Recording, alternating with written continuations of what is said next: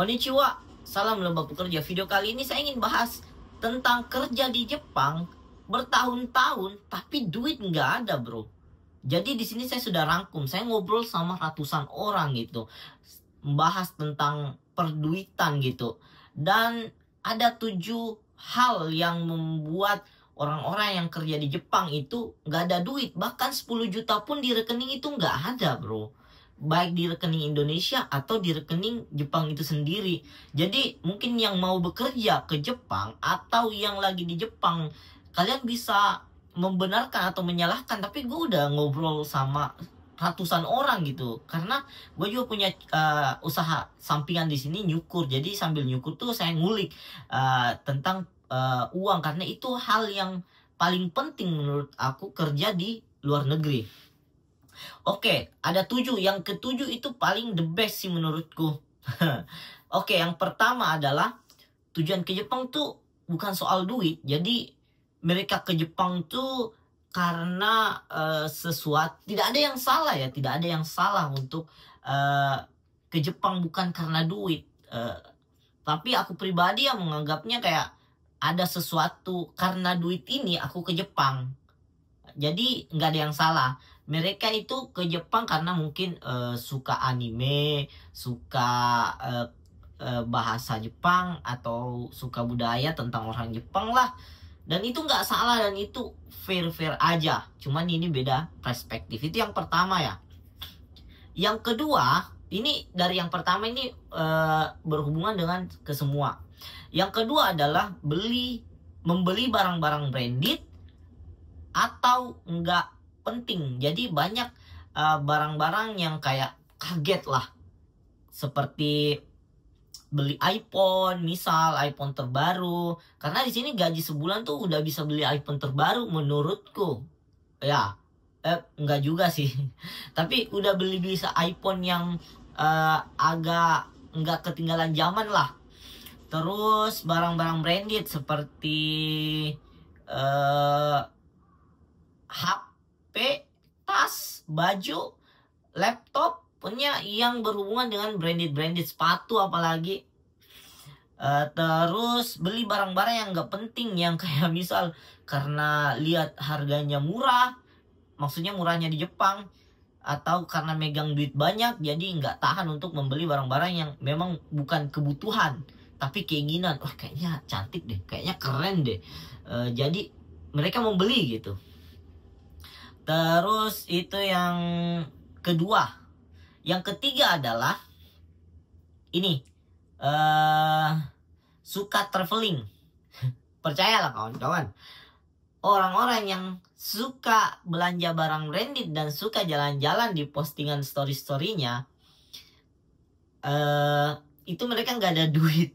Menurutku pribadi ya, yang aku tanyain beberapa orang, bukan ya banyak orang lah.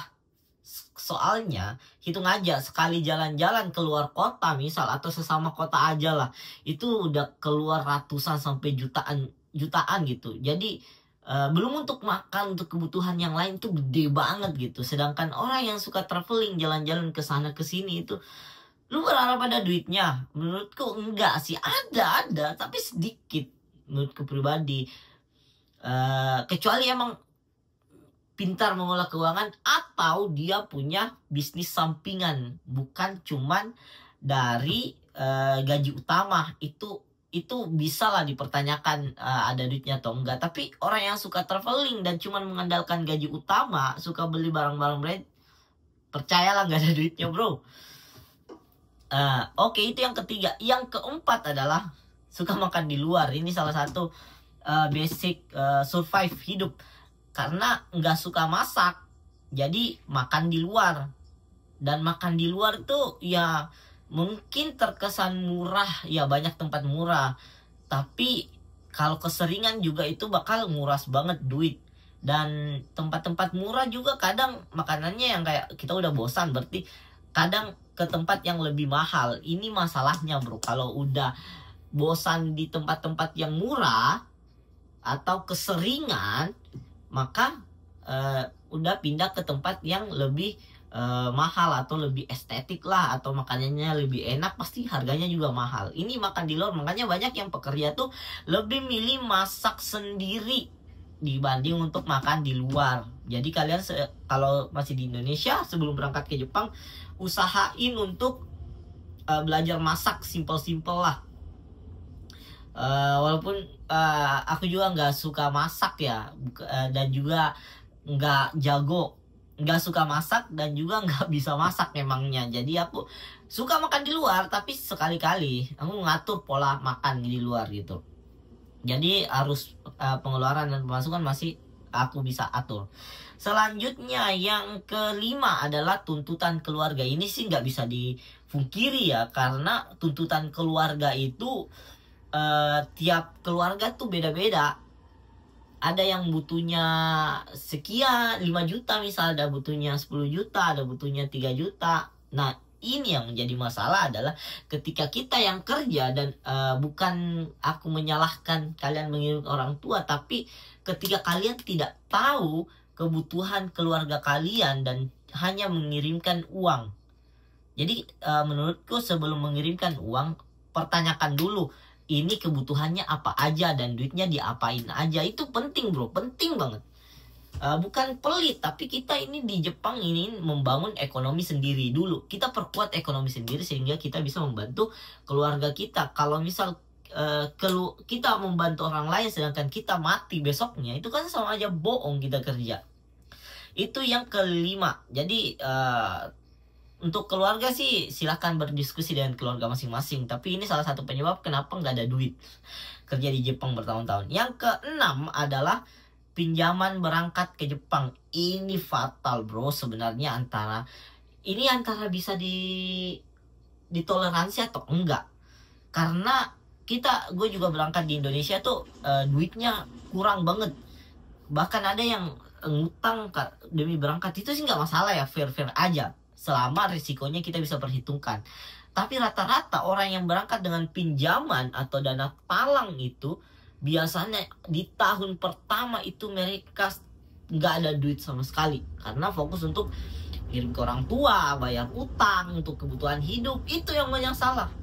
Itu yang masalah, dimana di tahun pertama itu rata-rata yang aku wawancari mereka nggak ada duit bro. Mereka fokus untuk itu, ngelunasin utang dulu. Tapi itu untuk apa ya, modal selanjutnya nggak masalah sih. Untuk resiko di awal diambil ya asal berani aja ngambil. Kalau gue pribadi alhamdulillahnya nggak pakai utang berangkat ke Jepang, dan syukur dipertemukan dengan orang-orang baik yang luar biasa yang membantu saya untuk berangkat ke Jepang dengan berbagai masalah. Jadi itu salah satu yang kena adalah pinjaman gitu. Yang terakhir adalah yang ketujuh nih. Yang ketujuh ini adalah karena maaf ya, tolol aja ngatur keuangan, ngatur duit itu tentang pengeluaran dan pemasukan. Jadi basically kalau ingin memperbaiki ekonomi adalah kita harus tahu nih uang yang masuk ke kita dan uang yang keluar. Bukannya pelit, tapi kita itu adalah ingin mengetahui duit kita larinya kemana bro. Soalnya dan pemasukan kita berapa. Soalnya banyak yang kayak, oh ada ini bayar, bayar apa tuh, bayar listrik, air, gas, bayar kartu, beli ini beli itu.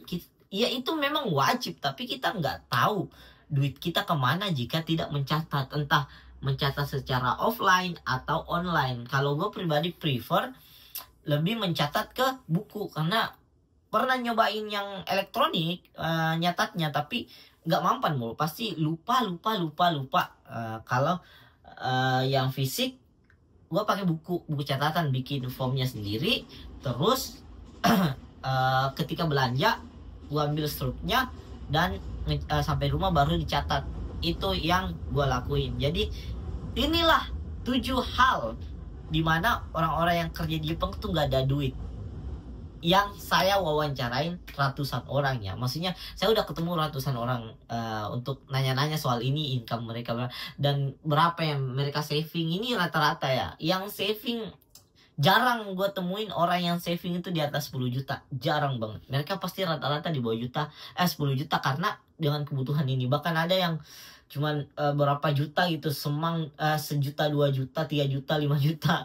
Doang yang mereka bisa tahu karena kebutuhan hidup dan banyak hal lah. Inilah 7 hal. Oke. Kalau ada yang salah atau kurang mohon di tulis saja di bawah. Oke, see you, matane.